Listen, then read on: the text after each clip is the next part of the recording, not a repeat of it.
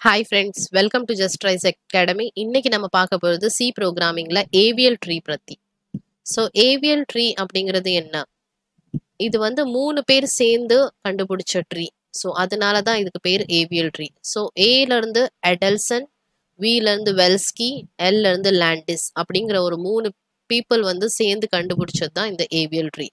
So இதுவும் வந்து ஒரு டேட்டா ஸ்ட்ரக்சர் தான். ஸோ இது வந்து பைனரி சர்ச் ட்ரீன்னு கூட சொல்லுவோம்.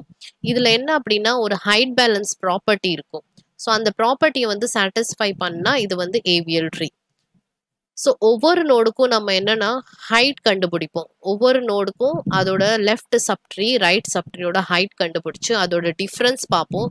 ஸோ அந்த டிஃப்ரென்ஸ் வந்து என்ன சொல்லுவோம்னா பேலன்ஸ் ஃபேக்டர்னு சொல்லுவோம். ஸோ பேலன்ஸ் ஃபேக்டருங்கிற ஒரு ஃபார்முலா யூஸ் பண்ணி சப்ட்ரீ லெஃப்ட் சைடில் இருக்கிற ட்ரீயோட ஹைட்டும் ரைட் சைடில் இருக்கிற ட்ரீயோட ஹைட்டையும் கண்டுபிடிச்சு அதை சப்ட்ராக்ட் பண்ணுவோம். அதோட டிஃப்ரென்ஸ் தான் வந்து பேலன்ஸ் ஃபேக்டர். ஸோ ஒரு ட்ரீல ஒரு ஏவியல் ட்ரீல ஒவ்வொரு நோடுக்குமே வந்து பேலன்ஸ் ஃபேக்டர் ஒன்று -1 இருக்கணும், இல்லை 0 இருக்கணும், இல்லைன்னா +1 இருக்கணும். ஸோ இங்கே ஒரு எக்ஸாம்பிள் பார்த்தீங்கன்னா இங்கே ஒவ்வொரு நோடுக்குமே வந்து பேலன்ஸ் ஃபேக்டர் கண்டுபிடிச்சு வச்சிருக்கோம். எப்படின்னா இப்போ இந்த ஃபர்ஸ்ட் நோடு 100 எடுத்திருக்கோம். இங்கே left subtree, so left subtree உள்ள ஹைட், ஸோ ஹைட் அப்படின்னா டீப்பஸ்ட் நோடு உள்ள ஹைட். ஸோ இங்கே 1 2 3, ஸோ இந்த லெஃப்ட் லெவலில் வந்து 3, ரைட் சைடில் என்ன 1 2, ஸோ 3 - 2 = 1. ஸோ இதே மாதிரி அடுத்த நோடு கண்டுபிடிப்போம். இந்த நோடுக்கு லெஃப்ட்ல பார்த்தீங்கன்னா ஒரே நோடு தான் இருக்கு, ஸோ ஹைட் 1. ரைட்ல பார்த்தீங்கன்னா 2 நோடு இருக்கு, ஸோ ஹைட் 2. ஸோ 1 - 2 -1. இந்த நோடுக்கு பார்த்தீங்கன்னா லெஃப்ட்ல ஒரே ஒரு நோடு இருக்கு, ஸோ ஹைட் 1. ரைட் சைடில் ஒரே ஒரு நோடு, ஸோ ஹைட் 1. 1 - 1 0. ஸோ இந்த லீஃப் நோட்ஸ்க்கு எல்லாமே எப்போவுமே ஹைட் எதுவுமே கிடையாது, ஏன்னா இதுங்களுக்கு வந்து சைல்டே கிடையாது. ஸோ அதனால இங்கே 0 0, ஸோ 0 - 0. ஸோ லீஃப் நோட்ஸ் எல்லாத்துக்குமே பேலன்ஸ் ஃபேக்டர் வந்து 0வா இருக்கும். இப்போ இந்த 75ங்கிற நோடு எடுத்துக்கிட்டிங்கன்னா லெஃப்ட்ல 1, ரைட்ல 1, ஸோ 1 - 1 0. ஸோ இப்போ வந்து பேலன்ஸ் ஃபேக்டர் எப்படி கண்டுபிடிக்கணும்னு உங்களுக்கு தெரிஞ்சிருக்கும். நெக்ஸ்ட் வந்து ஏவியல் ட்ரீயோட டைப்ஸ் பார்க்க போகிறோம். ஸோ ஏவியல் ட்ரீ வந்து 2 விதமான டைப்ஸ் இருக்கு. ஒன்று பேலன்ஸ்ட் ஏவியல் ட்ரீ, இன்னொன்று வந்து அன்பேலன்ஸ்ட் ஏவியல் ட்ரீ. ஸோ இதை நம்ம எப்படி டிஃபைன் பண்ணுறோம் அப்படின்னா அந்த பேலன்ஸ் ஃபேக்டர் வச்சு தான். ஸோ நான் சொன்ன மாதிரி பேலன்ஸ் ஃபேக்டர் -1 0 இல்லை +1 இருந்ததுன்னா அது வந்து பேலன்ஸ்ட் ஏவியல் ட்ரீ. அப்படி இல்லை அப்படின்னா அதை வந்து அன்பேலன்ஸ்ட் ஏவியல் ட்ரீன்னு சொல்லுவோம். ஸோ இங்கே 2 எக்ஸாம்பிளில் பார்த்தீங்கன்னா ஒவ்வொரு நோடுக்குமே பேலன்ஸ் ஃபேக்டர் வந்து இங்கே 0 1 -1 இருக்கு. பட் இந்த 3வது எக்ஸாம்பிளில் பார்த்தீங்கன்னா இங்கே 2 வந்துருச்சு. ஸோ அதனால இது வந்து அன்பேலன்ஸ்ட் ஏவியல் ட்ரீ.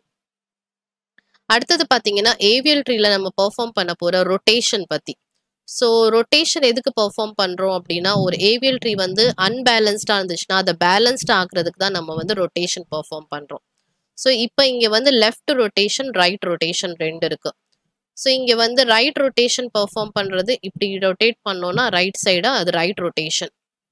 அதுவே வந்து நம்ம லெஃப்ட் சைடு ரொட்டேட் பண்ணோம்னா அது வந்து லெஃப்ட் ரொட்டேஷன்.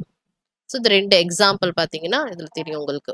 ஸோ ரொட்டேஷன்லேயே நம்ம வந்து லெஃப்ட் ரொட்டேஷன் ரைட் ரொட்டேஷன் 2 பார்க்க போகிறோம் எக்ஸாம்பிள்ஸ் த்ரூவா.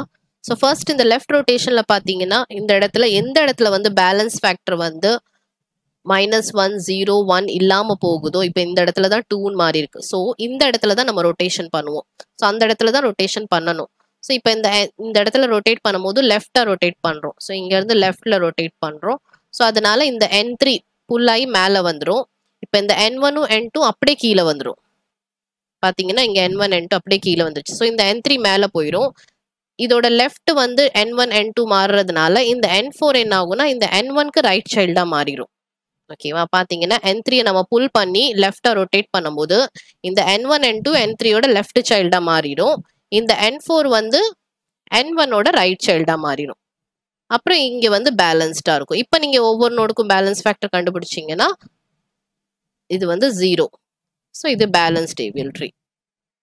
இன்னொரு எக்ஸாம்பிள் த்ரூ நம்ம ரைட் ரொட்டேஷன் பார்ப்போம். ஸோ இதில் வந்து ரொட்டேஷன் வந்து ரைட் சைடு நடக்கும். ரைட் பக்கமாக நம்ம ரொட்டேட் பண்ணுவோம்.